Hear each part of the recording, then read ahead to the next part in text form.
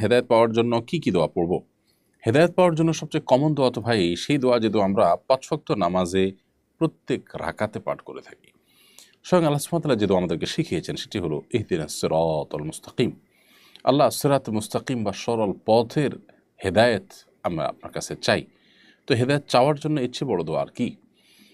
কত ইম্পর্ট্যান্ট হলে এই দোয়াকে আল্লাহ রাব্বুল আলামিন প্রত্যেক রাকাত নামাজের অংশ করে দিয়েছেন। অর্থাৎ কোনো নামাজের কোনো রাকাত এই দোয়া ছাড়া আল্লাহ সুবহানাহু ওয়া তাআলা রাখেননি।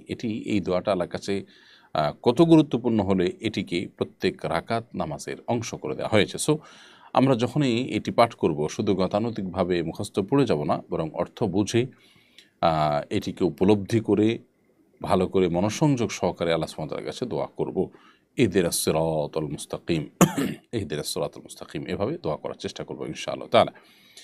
এর বাইরে আরও অনেক দোয়া আছে কোরআন হাদিসের আলোকে যেগুলোর মাধ্যমে আমরা হেদায়েতের উপরে অটল অবিচল থাকতে পারি। যেমন আল্লাহুম্মা হাদিনা ফিমান হাদাইত, একটা দীর্ঘ দোয়ার প্রথম অংশ এটি। আল্লাহুম্মা হাদিনা ফিমান হাদাইত, আল্লাহ আপনি যাদেরকে হেদায়েত দিয়েছেন বা দিবেন তাদের মধ্য থেকে আপনি আমাকে শামিল করবেন। এভাবে আল্লাহ সুবহানাহু ওয়া তাআলার কাছে দোয়া করতে হবে।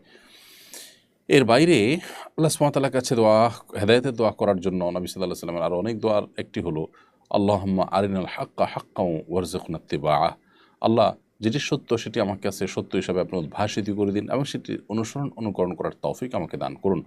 ওয়া আরিনাল বাতিলা বাতিলান ওয়ারযুকনা ইজতিনাবা, আর যেটি অসত্য বাতিল বিভ্রান্তি সেটাকে আমার কাছে বিভ্রান্তি হিসাবে আপনি উপস্থাপন করুন এবং আমাকে সেখান থেকে বেঁচে থাকার তৌফিক দান করুন। এভাবে আল্লাহ সুবহানাহু ওয়া তাআলার কাছে আমরা হেদায়েত কামনা করব ইনশাআল্লাহ তাআলা।